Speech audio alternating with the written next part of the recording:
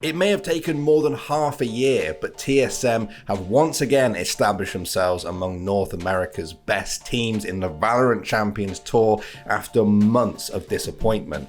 Last weekend, they made an impressive run through Challengers qualifiers and now find themselves in playoffs with the region's elite teams as they vie for the opportunity to represent North America at Masters 3 in Berlin. So, how did this team go from being a dead meme to actually being relevant again in North America? And can they now go all the way? Let's find out.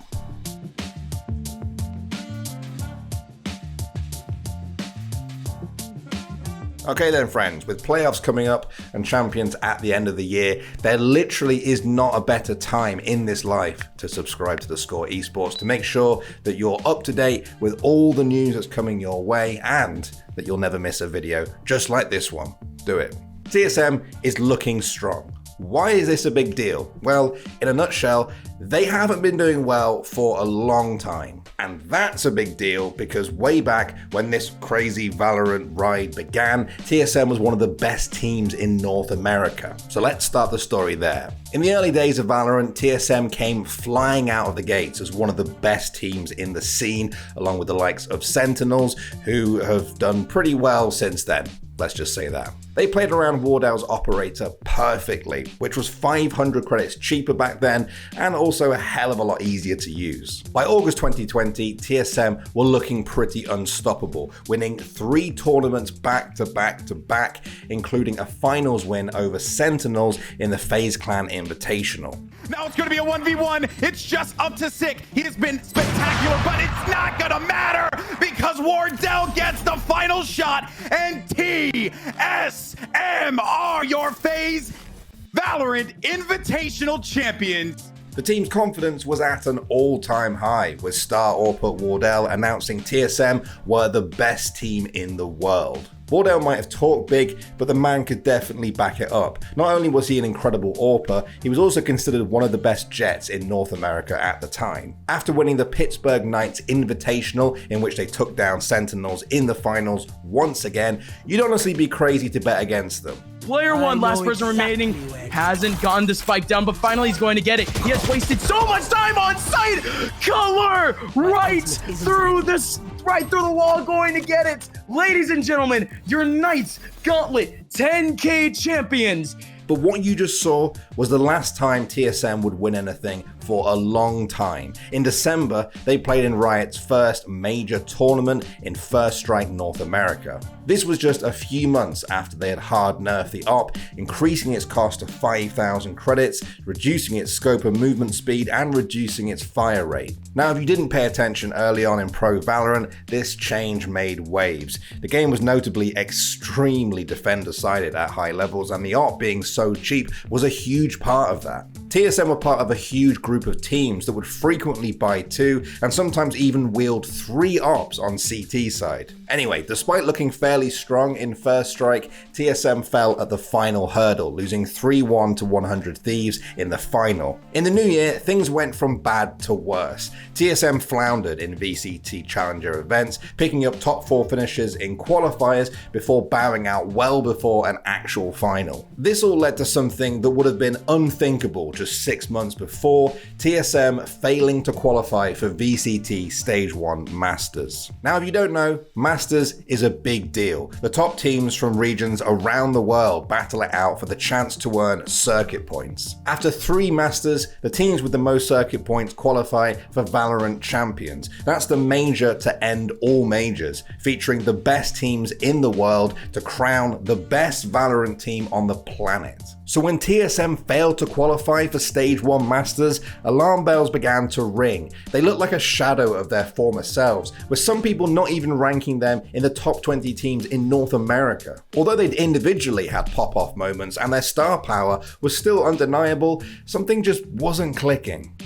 They're just not quite, I don't know, they're not quite all there as a team. They're like the setup and the teamwork and the ability to deal with Gen G playing a slightly faster tempo wasn't there this day. By May, TSM had failed to qualify for Stage 2 Masters and chose to bench Cutler from their starting roster and part ways with their head coach Tailored. Going into stage 3, TSM were one of the favourites to take the whole thing, but managed to get their worst competitive result to date after losing to Noble in the round of 16 open qualifier. The frustration among the players was at an all-time high, but for others, TSM were bordering on a meme at this point.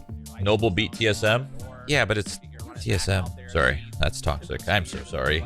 How dare I say that about rank 14 high Warlord Hazed? Change was needed. TSM basically had one last shot to make it to their first Masters, or they could kiss champions goodbye altogether. And as they say, if you can't beat them, just take their players, as TSM picked up Leviathan from Noble. By this point, they'd also acquired Bang, the young fragger who'd shown promising flashes for them during that tournament. Now, with this new roster, TSM hoped they had a chance to right the sinking ship. They fought their way through close series with Gen G and T1, and you could tell that something was just different this time. After the T1 win, TSM had now locked in a spot in playoffs, which really seemed like a weight off their shoulders. What's it feel like to kind of like beat this team to knock them out, and now all of a sudden play with this team to get them in? It feels really relaxing and really rewarding. In the upper final showdown with Luminosity, Bang and Leviathan really came into their own to help deliver a 2-0 victory. This was the best that TSM had looked in a long time. In the grand final, they faced off against Fahey's clan, who had clawed their way through the entire lower bracket, and TSM smelt blood. Their first game on Ascent was incredibly close, with TSM managing to throw an 11-6 lead. But TSM strolled through the next two maps, winning both 13-6. Going into map 4, they may have started out the series a bit shaky, but they were going to finish it strong. TSM are unrelenting. Wow, Corey though opens things up, but there's an even better response from Leviathan. We get the Guardian coming out from Bang. It was dead on the garage entrance. It's so ready for that. And Hayes is even more ready for it. 13-2, TSM are going to win the grand finals here. Excellent work from them. In fact, I don't think there was a single point where it was really in question. So now we find ourselves in a situation that once looked so familiar. TSM look good, they're clicking, but playoffs will be their real test. TSM joined 7 of North America's strongest teams for the chance to earn one of 3 spots to represent North America at Masters Berlin. Given the short history of Valorant esports, next weekend's event has the potential to be the most competitive event we've seen in North America. Many of the teams look primed to just make a run. For the likes of Sentinels, this is just another chance to assert their dominance, having already qualified for champions through circuit points. But while they sit on 540 points after winning Masters 1 and 2, TSM are on a measly 40 points. Aside from the last chance qualifier, this is do or die for them. Their first game is against Team Envy, and if they win that, they'll play the winner of Sentinels versus Rise. But should TSM even be scared? They showed no fear in the Challengers 2 qualifiers and were clearly the best team in the bracket.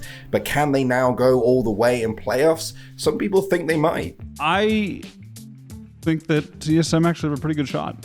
I think they're peaking at the right time. I think everything's clicking. They're peaking at the right time, and yeah, I think that they have a real shot. I feel like in this tournament specifically, even more so than the last, everyone was kind of on point. Everybody was having moments. Yeah. I think Hayes has still been mega consistent for them. The whole point of playoffs is to pit the very best teams against each other, and this iteration of TSM hasn't had the chance to do that yet. But their scouting of Leviathan and Bang has done wonders for the team. It's brought confidence to Wardell, Subrosa, and Hayes, whose talent has always been there, but now they have the confidence to really show up. TSM won Challengers 2.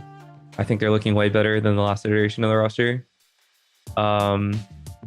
They definitely made some good moves, and I think that a big part of this game is confidence. And like after going off a win on Challengers 2, like you're gonna go into playoffs with a lot of confidence. While like the Challengers 1 teams have kind of been sitting around and like chilling for a bit. With their early success in Valorant centered around Wardell's opping and their strong defender side, this new lineup has allowed them to diversify their skill sets a little. In particular, Subrosa has looked really good supporting his team and playmaking on Sky. Bang is an aggressive fragger that the team has always needed, and Leviathan has stood out on 2 of the game's most difficult agents in Sova and Viper. So, do they have what it takes to represent North America in Berlin? Well, that's what playoffs are for. They played around Wardell's operator. I'm just trying to sound like I'm an absolute pro at it. I'm like, pff, you guys know, right? We're all f***ing there. We're all, oh god. Pull that trigger. God, crazy times. He's done it. Oh, Wardell's done it again. Who remembers that? Good times, lads. Good times.